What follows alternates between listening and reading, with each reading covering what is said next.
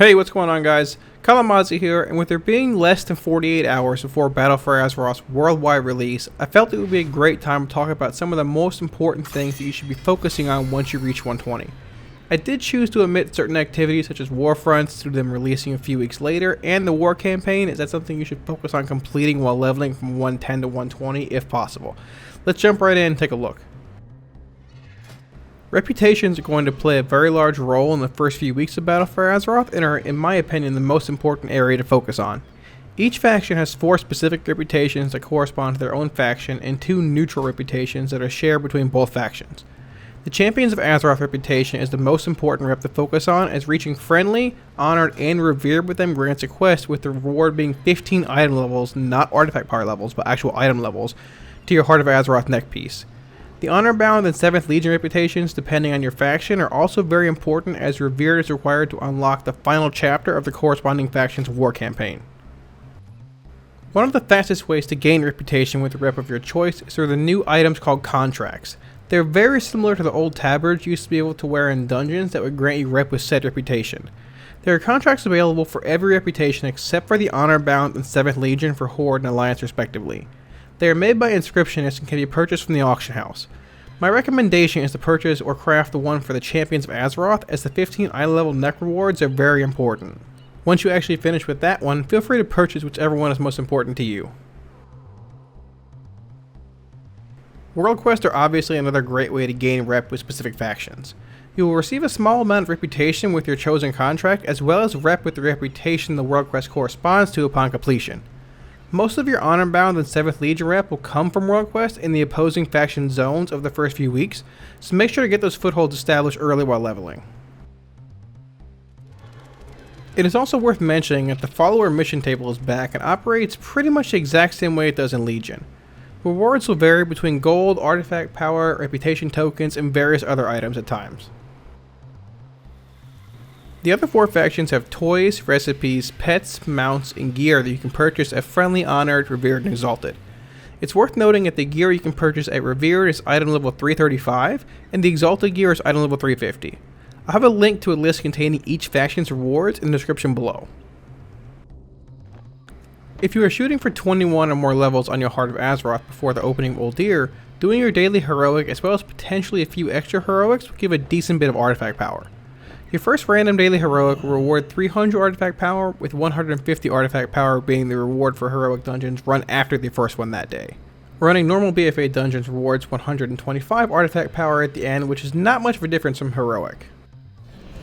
If you already have a pre-made group for Mythic 0 dungeons in Battle for Azeroth, make sure to get them all done, or as much as you can, in week 1. Blizzard's already stated for those who are interested in rushing to 120 and trying to squeeze in a few before the normal weekly reset, that's not going to be an option, and that there will only be opening after the normal reset time on Tuesday for US. There are 10 total dungeons that are open on launch, but each faction has 1 dungeon gated behind its war campaign. Siege of Borealis for the Horde and King's Rest for the Alliance are said dungeons, and will take a bit of time to unlock. Even though the Titanforge cap is lower than it will be when both Uldir and Mythic Plus open, it is important to be as geared as possible if you plan on pushing or grinding Mythic Plus the week it opens, so be sure to knock them out if you have the time. Another great source of artifact power is Island Expeditions. With Warfronts not being open until a few weeks after launch, I expect a good portion of the player base will be grinding expeditions. Both PvP and Mythic mode expeditions reward 300 AP per win, Heroic grants 225, and Normal grants a whopping 150 artifact power. It is worth mentioning that there is a tracker at the top of the Island Expedition table that tracks your weekly Azerite collection. Once you reach 40,000, you are rewarded with 2,500 artifact power. Seeing as how each win gives 6,000 Azerite, it should take 7 wins to reach that 40k, or a different mix of wins and losses. If you have some free time on your hands once you reach 120, or technically I suppose while you're still leveling, Gathering Profession is going to be a great way to make money in the first week or 2 of Battle for Azeroth. Herbalism, mining, and even skinning in a sense will be raking in the gold, with everyone fighting over scarce amounts of herbs, ore, and other crafting materials. One change I'm a big fan of myself is the fact that high-level BOP crafted gear has returned in Battle for Azeroth. Tailors, blacksmiths, and leatherworkers can each craft 2 specific pieces of gear for themselves, as they are BOP, that start at item level 355. They are then upgradable to 370 and eventually 385, which is the same item level as Mythic Uldir loot. With all the loot now being personal as well, it might be a long time before you see that pair of legs or gloves drop that you're after, so being able to craft a specific piece would be amazing.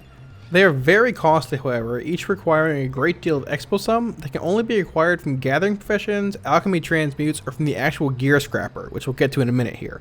The required sanguicell materials for the 370 and 385 versions drop in Uldir from bosses, so you should have enough to craft a piece in the first few weeks of Uldir. And the final topic that I wanted to discuss today is the Scrapper, or more specifically the Shredmaster MK1. It is located right near the profession trainers in Zolazar for the Horde and the Tradewinds Market if you're Alliance. It is a new device that allows for the breakdown or scrapping of good quality armor and weapons alike.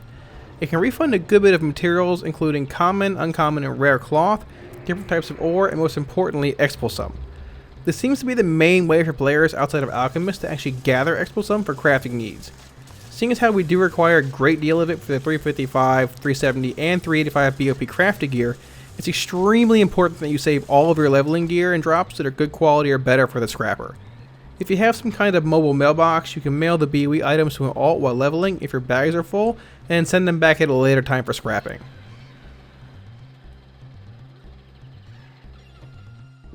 Thanks for watching, guys. Hopefully this quick guide gave you a much better understanding of certain tasks that should be completed at 120 and which should be focused on in the first few weeks of Battle for Azeroth. I have to admit that I'm a pretty big fan of the returning BOP crafted gear, and the Scrapper is also a pretty neat addition to the game as well. It actually gives players who aren't enchanters something to do with all the leveling rewards and BOEs that we acquire while leveling besides just simply actually vendoring them. I'll be dropping a good bit of links in the description below pertaining to a lot of the topics discussed here if you want to read a bit more on them as well. If you guys want to see more Warcraft content and help support the channel, smash those like, share, and subscribe buttons as your support really helps. Thanks so much, guys, and I'll see you all in less than 48 hours in Battle for Azeroth. Peace.